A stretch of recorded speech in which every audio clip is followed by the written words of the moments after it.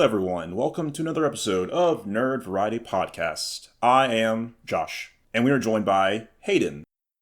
Yes, I am Hayden. I am she. I am her. You are here, too. I am here. Mm-hmm. Her and here. Yes. And we are joined by our friends, the Glovers, Josh, who has been, faithfully and humbly editing things for the last few months. Say hi, Josh. Hello. Yes. We can also call him Josh number 2 if you want. No. No, I came You first. should take it. I mean, it lines you up perfectly with Peter, too. Yeah. The multiverse is so weird, isn't it? You may be the first one for the podcast, but I'm the first one, period. Yeah, that's debatable. And we are also joined by Laura. Hello. Hi. Hi. Yes. Josh and Laura are great. They're both nerds, and we've all been friends for several years, and we all want to talk about Spider-Man No Way Home. Sorry, Spider-Man Brand New Day. I mean, we can talk about No Way Home. They mention it a lot in Brand New Day. Yeah, we could, but there's also another episode where we reviewed it, so they should just go watch that one and then come back and watch this one. There you go. Yeah. So I saw A Brand New Day last week from the recording of this episode. Hayden has seen it twice, right? Yep, this past Saturday, the 8th, and then the 1st of August. Like, the second day it was out. Yeah. 3rd if you count Thursday. I know a lot of movies come out Thursday, but yeah. Mm-hmm. Yeah. Josh and Laura, when did y'all see it? Or how many times have y'all seen it now? We've seen it twice. We saw it first the Friday it came out, and then again a week later this past Friday. So the 7th. Yeah. So I think we all were all in the same boat about like let's not wait too long to watch this to avoid Absolutely not, because way too many risks of being spoiled. Already like the week of or weeks leading up to this movie's premiere, spoilers are probably like already out on Reddit and Instagram and various media sites. So you had to be very careful.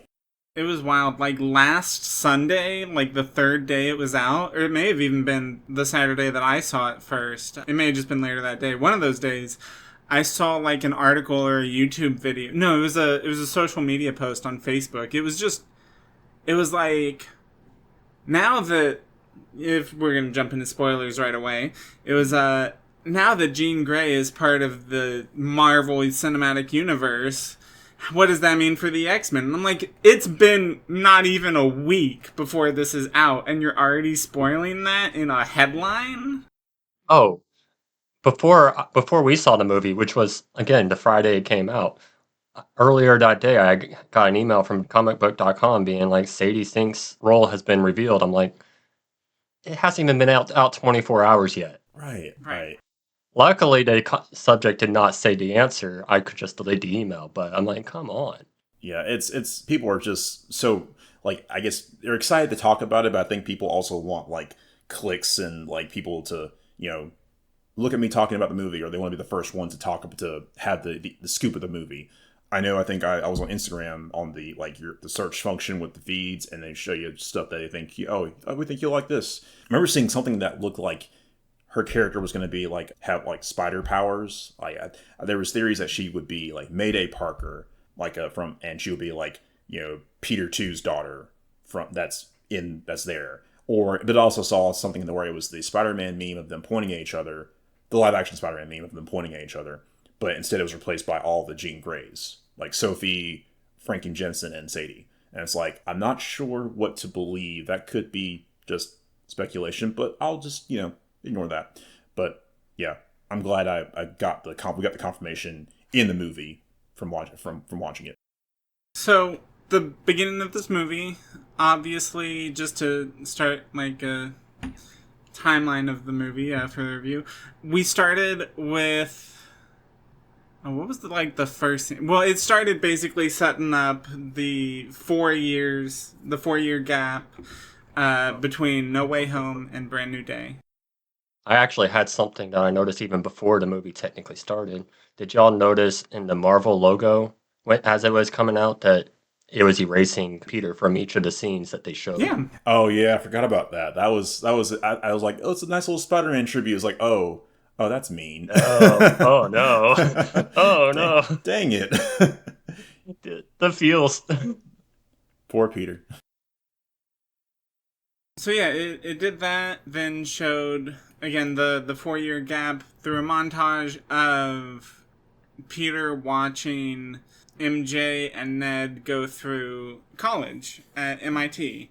And so, that was interesting and kind of unexpected for me. I kind of, we were just talking about this, like, I kind of expected them to almost just follow Peter through college. At least that was my expectation. Like, we would see him in college, or at least have more time of them being in college. But yeah, I mean, it was kind of cool to set up that he's been doing this for a while. He's been doing his solo Spider-Man thing for at least 4 years now, and seeing him fight Tombstone, and the Hand, and Scorpion.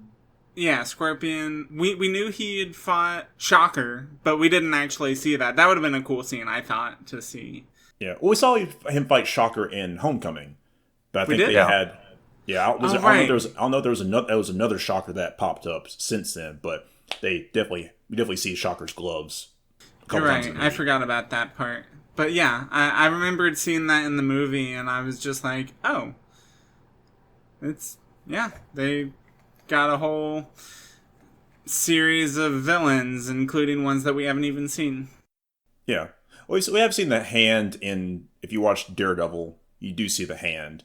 But I guess it's like, what version of the Hand is this? Is this the same one? Is this just, more MCU version of the Hand? Like, I don't know. But it was a nice little nod to the comics. It did seem like a more MCU version. I'm sorry, Laura, what? No, I was just going to say, it's probably the same, since we do see, Daredevil in No Way Home.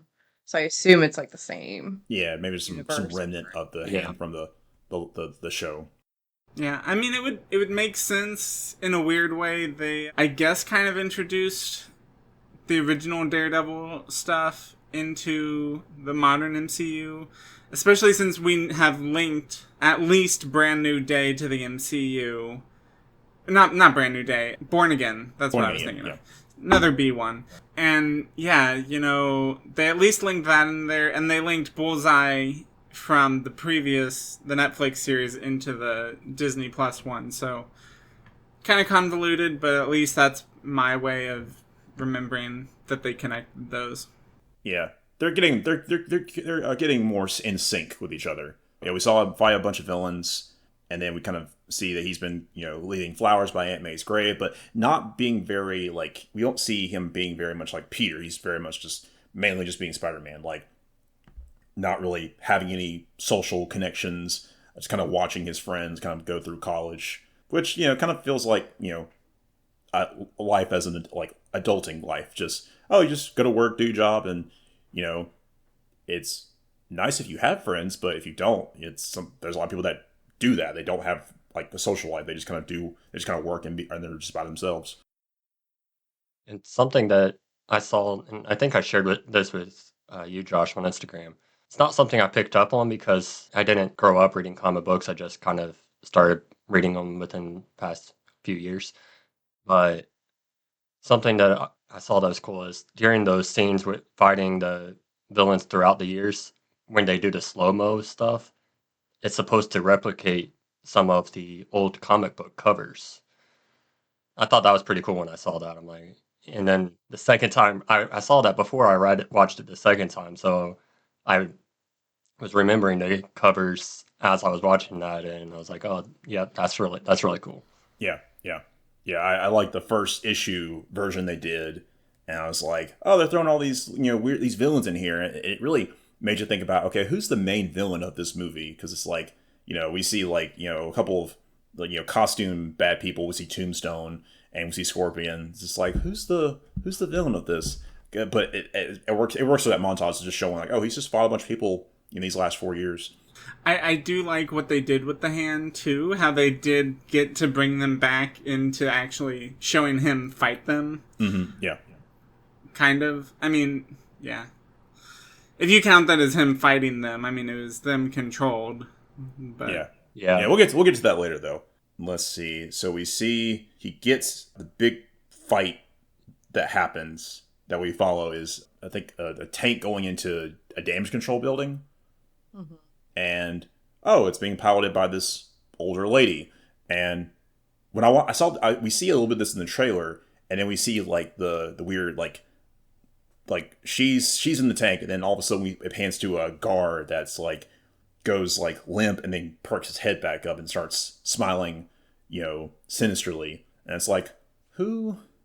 What villain is this? What villain is yeah, I this? kept trying to figure out from the trailers and everything, who is this villain? Because I'm trying to think through classic Spider-Man villains, and I'm just like, I don't know. Yeah. I had the thought that it was like, is this symbiote related? Is this Mr. Negative?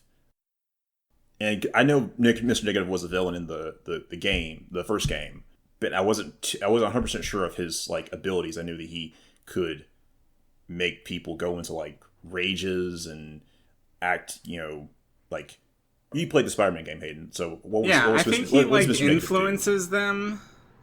It's kind of one of those things where he brings out certain like negative aspects of them. Mm-hmm. But yeah, no, I was also thinking at a certain point it might be symbiote related, especially when they mentioned VMAX. I was also racking my head to try to think of what that could be, and then I'm like, maybe like a Venom thing, since we know it got into the universe somehow earlier. Yeah. Well, not somehow. They showed it pretty explicitly, but. Josh, did you also think of Pokemon cards when you heard VMAX? A little bit. Yeah. It's like, wait a minute, VMAX. I also was racking my brain through like Marvel stuff, like VMAX. Is that some kind of like formula or serum or something that is like kind of like the Super Soldier Serum or like just some kind of enhancement drug? Like I was like, what is that?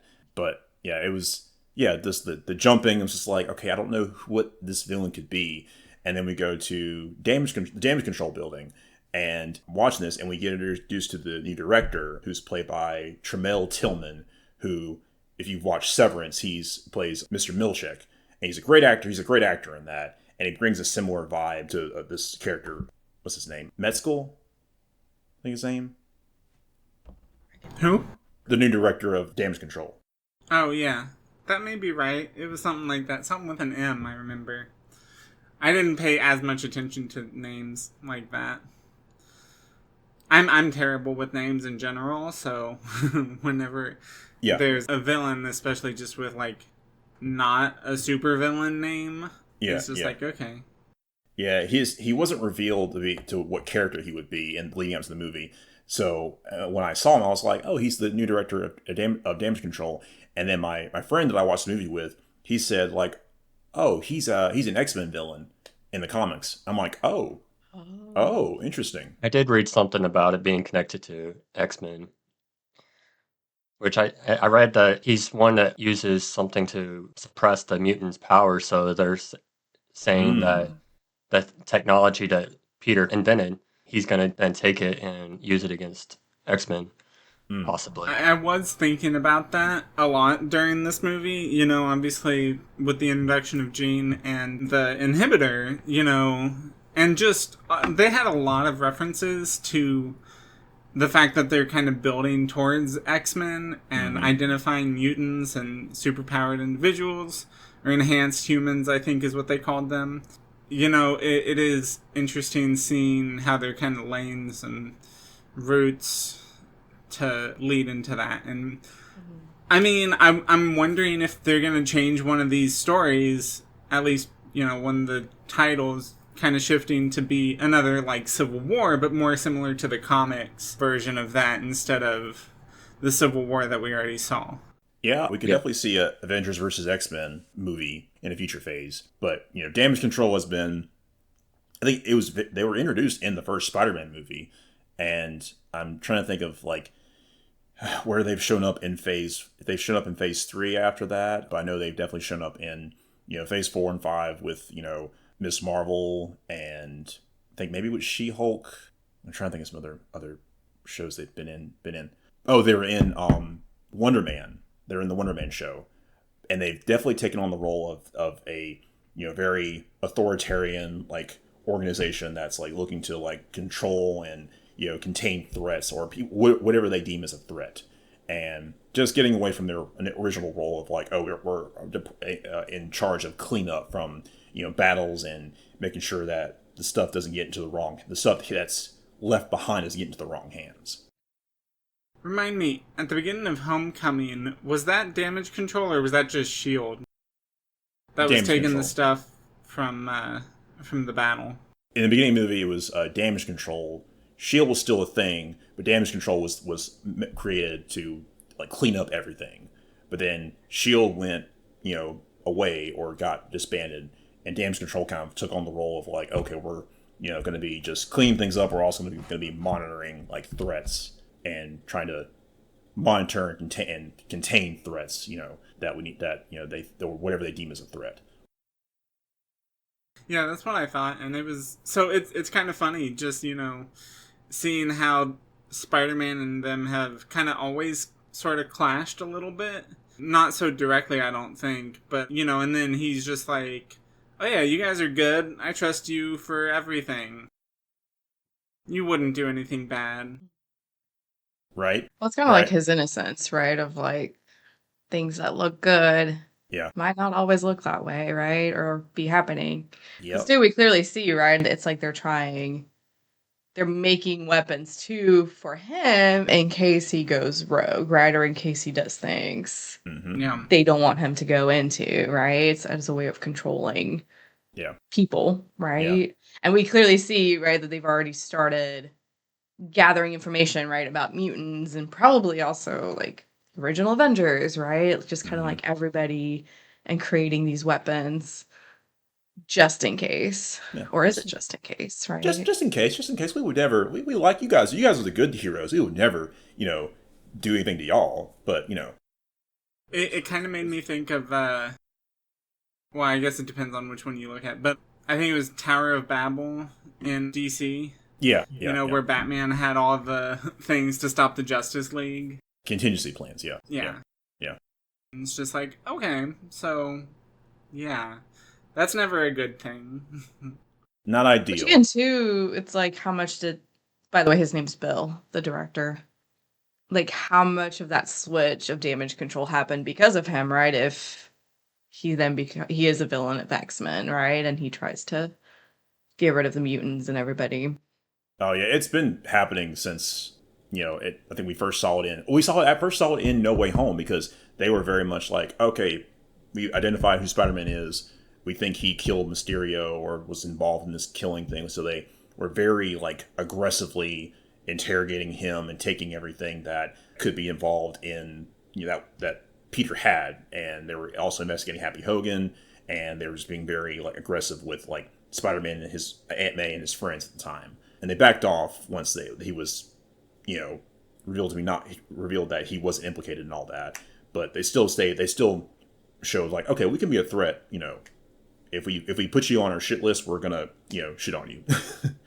We see that he sees Ned in person, and then we follow him. He follows Ned to him and MJ's apartment. We see, MJ has a new guy friend.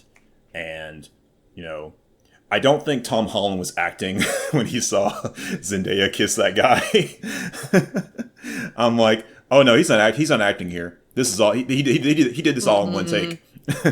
He really didn't like it. No. I mean, would you? Like, no, I want it. No. You've been in love with this person for like years, and you finally see them again, and it's like, oh yeah, she doesn't know me. She's got this whole new life. Yeah. I know we saw it in the trailer too, but I loved the friendly neighbor line. Yeah. Like, Yeah. And the fact too that Ned is just trying to figure out who he is. Mm-hmm. Yeah. Had it Thinks he's narrowed Flash. down to the teacher, who I always forget the name of, and Oh, Flash. Yeah. The teacher who we first saw in like Incredible Hulk, but ends up was a teacher at Peter's school. Yeah. If you met them, you would be shocked. You would blow your mind. Yeah. I would be shocked. Right. So Peter gets very emotional, and then we start seeing the change happen. Which the change had already started beforehand, right? Because we see he's already getting headaches. His wrist is hurting, right? Yeah. And so it's like, which again, right? Because it does go later. They talk about how trauma can trigger these things, right, to happen. And so it's like these last 4 years, right, had already started probably taking a toll on him with being depressed, right? Like he's not getting involved with anybody because he doesn't want people to get hurt. So it was already starting, and then he sees MJ with her boyfriend, and it's like it triggers everything else that's happening. Yeah. And then his eyes go black, and then he, passes out, and next thing you know, he wakes up like in webs. And we see this in the trailer, and the trailer cuts away, but then we see he's got organic webbing. And it's like, oh shit. What's happening here? And he's just kind of learning that his spider DNA, or the arachnid part of his DNA, is taking over, and he's trying to figure out how to navigate all that. He's very overly sensitive to like sounds and vibrations and light and everything, and just he can't process all of that, and so he's trying to figure out how to navigate being Spider-Man with all this happening. Yeah, which something that I could have seen it wrong. This is one detail that I'm looking forward to being able to pause while we're watching it to look at. But I think before the web actually ever comes out of his wrist, when he's like just looking at it because it's painful, it almost looked to me in the theater like there was the outline of a spider or a web or something on like sticking out, like where you would see the veins or something. I'm like, I could have been making that up. I don't know. I'm looking forward to being able to pause it to find out if that actually was a thing or not. Oh yeah. I'll definitely be getting this on. Well, if we still can get physical copies, I would like to have one of this movie. Oh yeah, that's our plan too. Yeah. So he's kind of overwhelmed by this, and I love the scene of him like just the webbing just kind of keeps coming out, or it starts to like come out, and he's just like gags. He's like, how did Peter 2 deal with this? And it's just like, yeah, I'm sure in real life he would be. Peter 2 never had it just squirming out of his wrist, like yeah. And he never knew anything else. Like he had that from the moment he became Spider-Man. Yeah. That's true. It was mixed in with him learning about all of his other powers, so even if it was squirting out, it probably wouldn't have affected him any different than it already was, because he was already freaking out. Yeah. So, did anyone watch y'all watch the '90s Spider-Man cartoon, right? Yeah.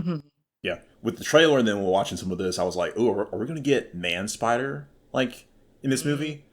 Because when I saw the eyes being black, I was like, "Did the symbiote find him? Is that what the storyline we're going with?" And then I was like, "Okay, maybe this is like the Man Spider thing, where he, his spider DNA starts taking over, and then he grows like 6 arms and starts to actually like become more spider-like." I was like, are we gonna get that? They didn't go that far, but he does get extremely aggressive when fighting Scorpion, and we start seeing like he ends up like almost killing someone because he just couldn't control his rage, or his spider that couldn't control his strength. Genes. Yeah. So speaking of controlling that, then we get to see, I think for the first time back at like human form, we see Bruce. Like, was he in like just his human form since being the mesh of the Hulk and Bruce? Like, last thing I think of him in was She-Hulk, where he was still in the Hulk's body. Yeah, but he was more in control of it in She-Hulk. So you might have already started maybe the repressing of DNA, right? But I don't remember if he was fully human in that. No, at any point. I don't think so. I think he was the smart Hulk the whole time. So I did find it interesting that he had gone back to just his human form. And during the trailers, I was like, how is he going back to full Hulk form? But in the movie, we saw that he is technically Smart Hulk when we first see him as the Hulk, but being controlled by Jean Grey at that point. So it made a little bit more sense. And then and we find out that she breaks something in his mind, and that brings out full on Hulk. Yeah. Well, also the device he uses to keep the Hulk gene down is broken. So she probably controlled him enough for Smart Hulk, and then as he kept saying, like, get out of my mind, she does, right? Which then removes the control of Smart Hulk, and then he turns into full Hulk. Yeah. Is how I kind of saw that. Was a cool scene, though. Yeah. It was the other guy was like, wait, no the other guy? Oh. Yeah. No girl. Only Hulk. Don't talk about Puny Banner. Yeah, I was just trying to summarize like what we've seen of Hulk in the last few years. Smart Hulk in Endgame, and then we see him at the end of Shang-Chi as Banner in the sling, and then She-Hulk, he's Bruce in the sling, and then he's Smart Hulk, and then he's I'm trying to think do we see him anywhere else? No, we see him go to Smart Hulk at the end from the start end of She-Hulk, and then I guess he's able to like he makes that so he can switch back and forth if he needs to. But that also kind of keeps the other Hulk. The other Hulk has just been suppressed. So yeah, it's like okay. So but I know everyone was like, Smart Hulk's fine, but we do miss the old Hulk, and I'm glad we got to see him in this one. And I love that he got bigger. He was huge. Yeah. Yeah, I love that they comment on his size. Mm-hmm. Yeah, because even Spider-Man is like, I didn't know you could get that big. So it's like, clearly he hasn't been full Hulk in so long. Mm-mm. Yeah. Yeah, because, he was introduced as Smart Hulk in Endgame, which I think was the first time Spider-Man ever saw him in person. Yeah. Yeah, we haven't seen... Civil War? No, he was in space during Civil War. Oh, that's right. Yeah. Yeah, he has been on Earth, like, regular Hulk has been on Earth since Ultron. And then we see him in Ragnarok and at the start of Infinity War. But after that, he's just puny Banner. Going back, we do see the character that is revealed as to be Jean. We see her being very like villainous, aggressive, trying to go after damage control, and her and Spider-Man having to like deal with the fallout of her. Like, Spider-Man doesn't want Spider-Man like in her business, or she's trying to like deter him from like getting in the way. And she's, being very antagonizing toward him. She even goes after MJ, and it was very, very cruel of her to like, get into MJ's head and use her to trick Peter. Well, it's all psychological game, right? Like. Oh yeah. For all of it. Yeah, and you said you noticed something about that, like you picked up on the fact that she might be being controlled before it was actually revealed. So when Spider-Man / Peter goes after MJ, and like he goes and gets her, and he's like, you gotta come with me, right? Like somebody's after you, and MJ's just like, yeah, okay. And one of the things I was like, it's too easy and it doesn't seem right is when they're web slinging away, MJ doesn't freak out. And she always freaks out when they're web slinging, and then again, right in that rooftop scene, once they land, it's like, okay, that seems too easy, right, for her to just be, I know you, right? You sound familiar, and like the face reveal and the whole, oh my gosh, I remember you, and then it's like, yeah, hug her tight, and it's like, oh, okay, and then the rug pull. I noticed the swinging thing when she was unpossessed.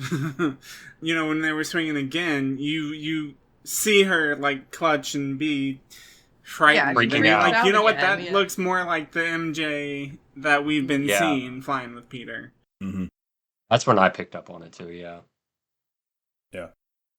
It was, and you see, we get our first reveal of her and in the car, and it's like, okay, that's Sadie, and okay, she's doing the mental jumping thing, and And going back to, he thought that, the telepath or whatever is the mind jumper is like only able to go like, a certain feet, but 33 if feet. she's but it's like, no, she's a telepath.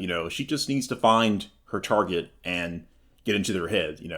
Well, at that point, it seems like she doesn't have, like, her powers are still like pretty tamed. Mm-hmm. Yeah, yeah.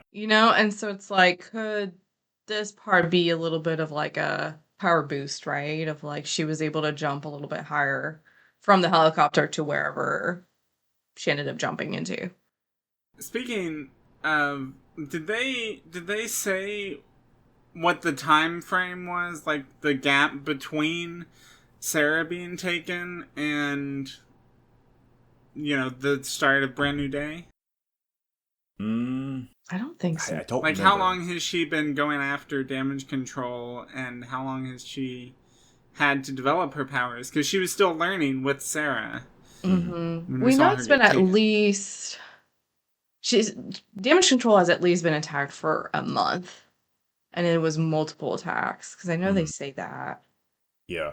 But so at some point within like maybe like a year or so, like some time ago, she was taken by damage control, and then between that time and her going after damage control, Sarah gets a message out to Jean to let her know that she had been taken. Yeah. And then that's when she starts her campaign to get to damage control. Because it was long enough that they were able to experiment on Sarah and develop this mind control body jumping simulator. So we see her, and Peter, in response to like being worried, and him and MJ do research, like, okay, who facial recognition? Oh, Jean Grey, and we get the official confirmation, and Jean Grey is in the MCU now. Which the gasp in the movie theater for that one. Yeah. Oh yeah.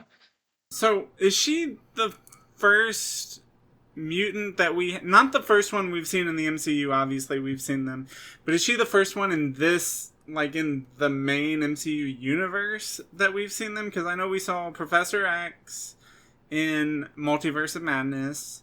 We saw Wolverine in Deadpool and Wolverine, which I'm pretty sure they established that was a different universe, but I can't remember for sure. So yeah, is she the first mutant, like, in their universe? I would say the first X-Men character directly into the MCU. That's true. They had Namor in Wakanda Forever. Yeah, and then Miss Marvel is revealed to be a mutant. Very, very, like, indirectly, like, or it's more suggested that she has a mutation that allows her to have the powers that she has, versus like, and that was back in. I thought it was just from her bangles that she was able to have those powers. In the last episode, it's suggested that because of a mutation that she's able to have the power that she has, along with the Bengals kind of being like they like merge facilitator. Which I guess, so technically, right? If we go into what is a mutant, right? It seems like what would be considered mutant, because technically Peter Parker would be, right? Because there's a change in DNA. He's what is the comics consider a mutate. So someone that was changed, had their DNA changed, like they were human before and their DNA was changed due to like an accident or some kind of experimentation or some kind of external event, versus like someone that was, just their powers just kind of came from nowhere. So technically, everybody's been mutates that we've seen so far, not mutants. Yeah, enhanced people like, Captain America, Hulk, and Spider-Man. Or just, or the Quicksilver that we saw from Ultron. Yeah, a lot of people have been enhanced or just given powers, but now we're seeing people that were born with things that made them, who they are. And they don't count Wanda as a mutant, right? No, because it was from the experiment. They retconned that either she always had magic and she got more of her powers during the experimentation. She was able to, her powers were enhanced during the experiments she went under with her brother. Yeah, that's what I thought. So Peter, in fear for MJ's safety, takes her to Punisher, to Frank Castle. And we see him at the start of the movie. He's chasing down the tank, and it's like which we saw in the trailer. And I love their back and forth. They has a similar, back and forth to like Frank and Daredevil. And I really want to know what happened on Staten Island. Like Disney. Don't bring up Staten Island. Yeah. I heard people say that that's the new, like that's their version of Budapest. Yeah. It seems like it. Yeah. It's like I want a special presentation of Punisher and Peter at Staten Island and what happened. So that might be actually a good point, right? When the movie does come out, like on Disney Plus or, on Blu-ray and stuff, is to put the captions on and see if it actually says what each of them say, or if it's just like gibberish talking over each other, like description. Yeah. That's true. Yeah, I really liked they kept most of the characterization from like this essentially the same Punisher from the show, from the Netflix Daredevil show and Punisher show and the Born Again show. And it's also very fitting that him and Tom Holland's Peter are in the same movie 10 years after they had their premieres as their respective characters, and they were also cast in the same year too. I think they also actually auditioned together. Yeah, I've heard they've done multiple projects together. Mm-hmm. Odyssey. Yeah, being one of them. Yep. Well, what I was thinking during this movie was, one, I really started to feel that this is, I mean, I know they've been doing this for a while now, but it really, to me, started to feel like it, kind of like the comics, in that you have so many characters established now that they are like all kind of interacting with each other in different ways and different points in time, and they're all kind of teaming up and have some history, as well as the fact that the MCU takes things very differently. They take their own approach to all these stories, like, correct me if I'm wrong, I had never heard of Jean having a sister. I hadn't either. I didn't know either. I think I saw in the comics that there is, like, maybe in her original appearances she had one, but it's never been brought up that I've seen anywhere else. Definitely something to research more, but yeah.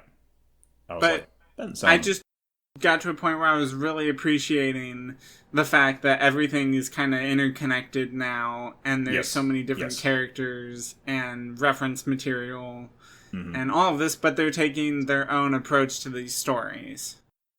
Yeah. And it's like, it makes sense that, of course, you have a character like Jean Grey and you're in New York. Oh yeah, of course Spider-Man,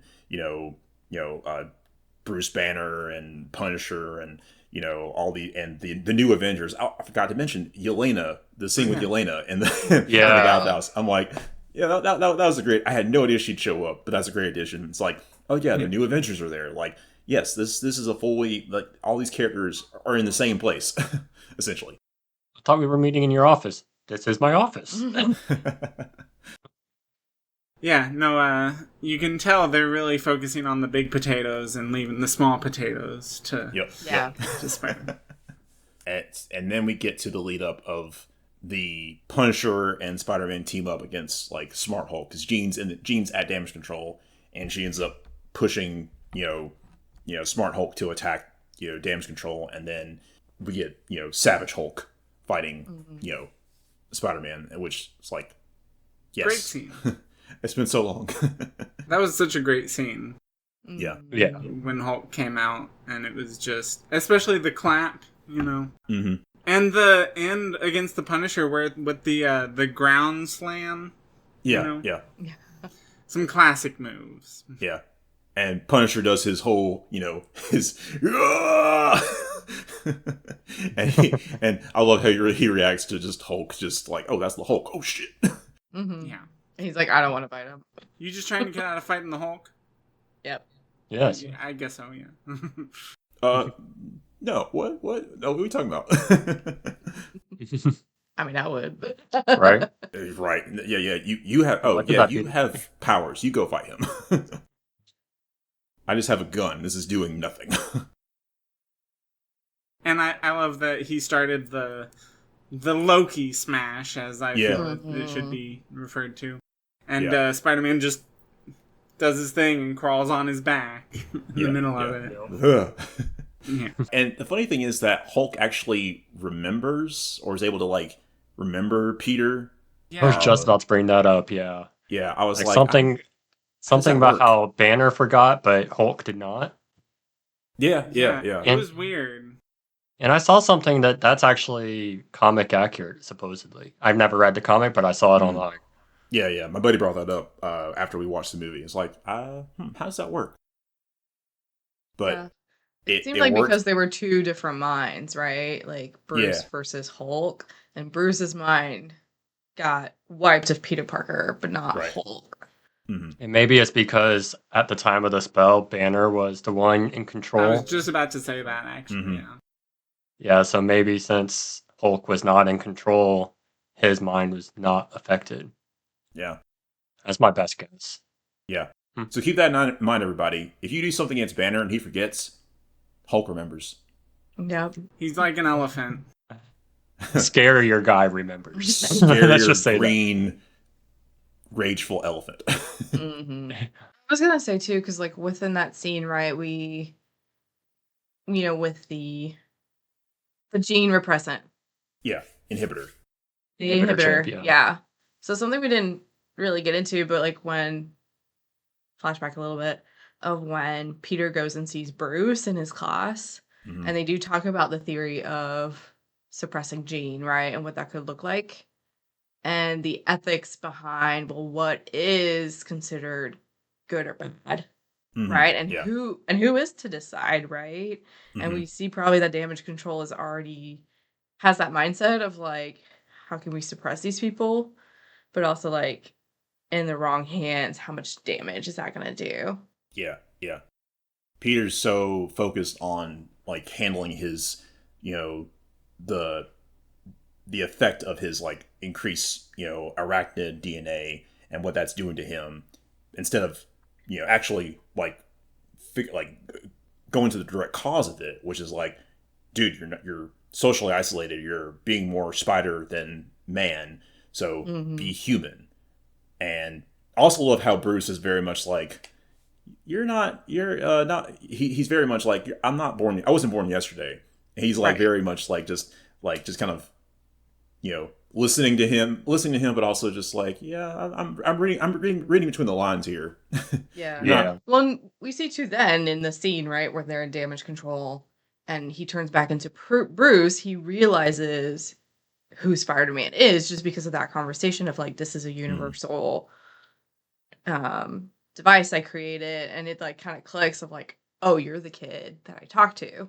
And we show how the judgment of what is good versus bad, mutation, gene, etc., really then damages Jean Grey, because then her powers get suppressed, right? And then it's like, oh, turns out she's just trying to find her sister. Yep. Yeah. Which, created this whole lot of damage, right, in general. But it's like, again, where's that judgment when somebody's going through something like that versus, well, if she wasn't, she could be a superhero too, We get a flashback to, her and her sister, and they talk about their, like, how their mother essentially abandoned them or, like, kicked them out or just rejected them because of their, abilities, starting up. And they were just it seemed like they were just kind of on their own, or either their mom left or they left their mom.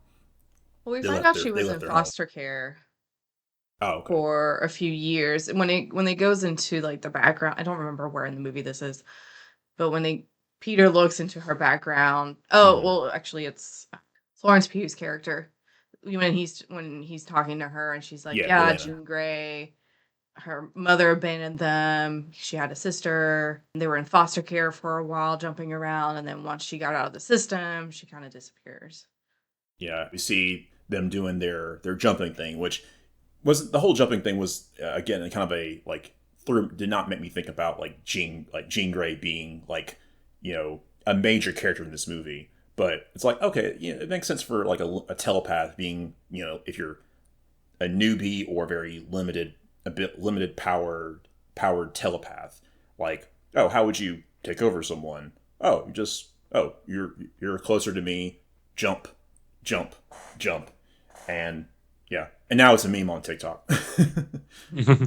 And then damage control captures Sarah, and then we find a very sad revelation as they're experimenting on Jean with the and like like kind of turning her ability back onto her to control it, and we see that she was looking up and she sees the vent, and the vent says V Max, or it says V and something blurred out and then Max, and that's Vent Max. Yeah, and it's like, oh, that's Max. sad. It's so sad. And you see her just like realize everything and be like, "That's it. Yep. Mm-hmm. That's the last piece. I'm done." Yep. Yeah. Y'all killed my sister, and I'm about to, mess y'all up. Yeah. Which again, trauma equaled higher power being unlocked. Yep. And then we get to see one of the coolest fights in the movie, in my opinion. Oh, yeah. If not the coolest one. Maybe even better than against the Hulk. When she's controlling the hand. When he's trying to get in there. Mm-hmm. And they do all these crazy stunts, somehow matching Spider-Man and running up walls. I think it's very much, a callback to like classic, martial arts movies, which I love. But it's also the combination of like, okay, these are all skilled like martial artists, assassins, people that can fight, and now they're perfectly in sync because Jean's able to link all their minds together and control them, and it's like, and they're all like trained to fight Spider-Man, and he's holding back because he doesn't have full access to his powers, and it's just it was so cool to watch. I that's something I'm looking forward to watching again when I see the movie. Just seeing him take off the inhibitor and be like, yeah. That's not it. Yep. Well, that's like his realization he's got to be both, right? Like he can't keep suppressing a part of himself because it hasn't worked, right? Yeah. As a human and as Spider-Man. Yeah. But we have to go back to see that, I think something leads him to go to, MJ finds out that, you're Peter Parker, and we were together, but then we forgot about each other. But sorry, dog, I don't remember you. Like, I have no connection with you. I know you're, in love with me, but hey, you remember all these things about this other version of me, but I'm not her. Yeah, I can't love you because I don't even know you. Right. But she ends up, he ends up taking her back home, and then he reunites with Ned, and they do have a moment where Peter's able to, still as Spider-Man, he's able to hang out with them in like old times and get the feeling what it's like to have that friendship and that camaraderie and just socialize, to be human. Right. And I love that MJ just, without thinking about it, gives away his name to Ned. Yeah. And he's like, Spider-Man's name is Peter? What? And you can see it on her face. Like the second time we watched it, when I knew that what his reaction was going to be, I was looking at her face. You can tell that she realized she messed up before Ned even says something. Yep. Yeah. Because she's I noticed that too. Yeah. Reminds me of that of Amazing Spider-Man 2 when Gwen's like yells Peter, and then yeah, she's like, oh. Yeah. I think that's a good like kind of point to help Peter kind of realize that he's been trying to be just a Spider-Man, not Peter Parker, and he has to be all of himself, or kind of recognize that he's has to do this, exercise as part of his life, but also be the human side of his life, and that's what Jean's kind of missing too. Like she hasn't like let go of all the pain that she's been through. That she's still kind of just doing being on this mission, and he eventually is able to break through and to talk to her and give her that moment of like, hey, it's gonna be okay, or let go of your pain. Which he did using anime, which was really sweet. Yeah, Aunt Bay came back. Of course, I mean, they had to have Marissa Tomei in it at least one more time. Yeah, yeah. Of course. And we love them. We saw Punisher kind of make a stupid move. It was very in line with Punisher. Like, hey, this is a threat, you know. I mean, he said he was going to handle it his way. Yeah. Mm-hmm. And he did. Yep. And it didn't work out the way he wanted it to, but it was still his way. Yeah. But before that, we do see Jean really access her powers and freeze everybody in, like, I think a mile radius. I think they said a kilometer. Oh, kilometer, yeah. Which has also been memed to death on TikTok. Everyone's like, oh, I'm doing a plank. Oh, crap, Jean Grey just snapped. I saw something else, too, that was like, and I can't remember the numbers, but it was like the statistics of when you were in the Battle of New York, you were blimped, and you got frozen by Jean Grey. No. I can't remember like what it was, but I thought it was hilarious. Yeah. Yeah, that was very reminiscent of the Thunderbolts when Void took over, like, the Void spread over New York. It's like, damn, it sucks to live in New York. Yeah, why do people still live there in this universe? I don't know. Right. You would think the Battle of New York would have been enough for people to be like, I'm done. Yeah, and yet it's still one of the biggest populations. Yeah. Maybe because of everything happening there, rent is like dirt cheap. You know what? That's funny you say that. Someone posted on a Facebook page the other day. They said, so would you live in New York in the MCU? And I said, well, has the cost of living significantly decreased since all the craziness, since the Battle of New York and all the other stuff that's happened? And someone said it probably went higher. It's like, I feel like it'd be a really dangerous place to live, so you'd think people would be moving out. Speaking of paying rent, how is Peter paying for everything? Because it seems like he's fully focused on Spider-Man. He doesn't have a job or anything. There's no way he has that kind of inheritance from Aunt May. I also have a theory of, well, he did just inherit from Aunt May, but also his parents, because he just turned 18. Well, at the beginning of the movie, right? Maybe. He's like 18. Yeah. So it's like maybe his parents were loaded. My only guess is that maybe Tony had left him something, but it's like... That's what I was about to say. Like, maybe Tony was like, here's a little couple $1 million just to live off of. I didn't think that initially because of everybody forgetting who Peter was, but that happened after Tony died, so if he got something from Tony, he would have already had it. Yeah. I'm sure he would want, like, I wouldn't want the kid to not have anything. You know, I'll leave him a little something to keep him afloat. But he still kind of has a very, like, humble kind of, setup. Kind of a low key. Like, he has a very cheap apartment. He lives in kind of not a cheap apartment, but he has a small, modest setup in an apartment setup. Mostly has room for his computer. Yeah. He has his stuff to be Spider-Man, to be efficient as Spider-Man, but outside of that, he has a very kind of like, a modest, setup. Nothing to draw attention to himself. So yeah, she unlocks the full ability for power, and then her and Peter have that kind of mental heart-to-heart.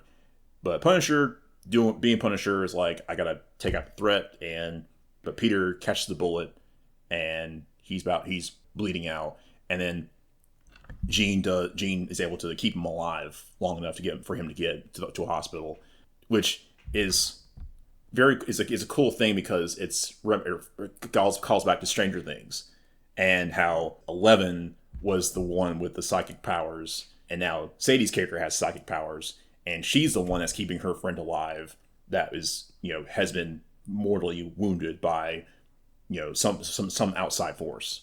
So I was like, that's a funny little, Well, and we see too, like, the theory of like VMAX, could it be Vecna Max, right? And how too, like when she takes Bill from like the back room and stuff and like drags him to her, it is very much the same thing that like Vecna would do, right? Or like Eleven did to Vecna in Stranger Things, where it's just like he's just floating in, right? And it's like that same move. Yeah. But Peter comes to, and there's a very nice moment with him and Punisher and the people of New York, and he's like, "Oh, they love me," you know. Jean goes off on her own way, and at the end of the movie, Peter sees Ned again, and he like talks to him and as Peter, and they do their handshake, and then Ned says Peter. So what do y'all think that means? I think he realized that he was Spider-Man and that he knew him because he had heard the name Peter. Mm-hmm. So when he said Peter, or when he, whatever I'm trying to say. It wasn't a finished thought, but he put two together. Yeah, recognized like, oh, this is Peter, and Peter was the one we met at that was in the Spider-Man costume. So he's Spider-Man. There's also the theory of like, oh, Ned remembers Peter now because he did that handshake with Peter before he forgot his memories. But since Ned has some magic ability to him, he was able to, remember despite the spell being cast on everybody. I saw that theory too. Well, it goes into like, was muscle memory a thing and not affected by it, right? Yeah. So we'll see in the next one. Just on a final note that I want to bring up here, what do you think do you think it's going directly into Doomsday with the post-credit scene where he's in space, some random place? Maybe. I also saw something about maybe related to Secret Wars. Maybe Spider-Man's not in Doomsday, but then like Battle Planet or something like that. My theory is that there's a Spider-Man that's in New York, of course, but a Spider-Man has been seen in space, and we do see that the Fantastic Four ship is coming from a hole in space. So, are we getting another Spider-Man for Doomsday? Maybe it goes possible into the multiverse. I mean, yep. Yeah, it could be Miles Morales for all we know. I thought we're going to see another Spider-Man icon pop up in New York, which would suggest that there's another Spider-Man that's being spotted in New York. But this one being in space is like Peter 1, Peter 2, Peter 3. I also saw that there. Yeah. I'm like, hey, it's very possible. Yeah. Yeah. I saw specifically a theory that it was going to be Toby. Yeah. Mm-hmm. Yeah, I'm down for either one. I'm fine with one or two Spider-Man for Doomsday. Yeah. Tom Holland has not been confirmed from Doomsday that we know of. And from what I've heard, the filming of Doomsday and Brand New Day were kind of overlapping, so it would probably be kind of hard for Tom Holland to be in Doomsday too. Right. Not impossible, but hard. Yeah. Yeah. But yeah. Overall, solid movie. I think all these MCU Spider-Man movies have been just very, very good overall. Like none of them have been like, Spider-Man 3. Yeah. Amazing Spider-Man 2. Yeah. I don't understand the hate for Amazing Spider-Man 2. I will stick up for that film. Honestly, I don't fully understand this hate. Spider-Man 3. Like, most recent time I watched, I'm like, I get a little bit more, but I still enjoy a lot more than other people. I don't like what they did to Venom in Spider-Man 3. Yeah, that was not that was to just tack him on at the very end. Y'all, come on now. Mm-hmm. Give him his own movie, or give him more movie time if you're going to do Venom. Mm. Yeah. Yeah, we just rewatched them all just to prepare for this movie. Mm-hmm. And I still think I like the Amazing Spider-Man more than like Andrew Garfield Spider-Man versus Tobey Maguire Spider-Man. That's just my take. Yeah. Everybody has their favorite. My overall rating I would put this at maybe an 8 or a 9 out of 10. Mm-hmm. I think I'd agree with that. Mm-hmm. Yeah. Maybe closer to the 9. Yeah, I like 9 for this one. Yeah. It was the first movie in a very long time with the MCU that I was actually excited about. Yes. Yeah. And I think it's one of the first ones we've seen since COVID back in theaters. Even because we did not see we weren't really that excited about Thunderbolt. We didn't see the new Captain America movie either. Like, I don't know. This was the first one I was excited about again. Yeah. Yeah. Well, everyone, hope you enjoyed our review of Spider-Man Brand New Day. Let us know what you guys think once we release this episode. But until then, nerd out. Nerd out. Nerd out.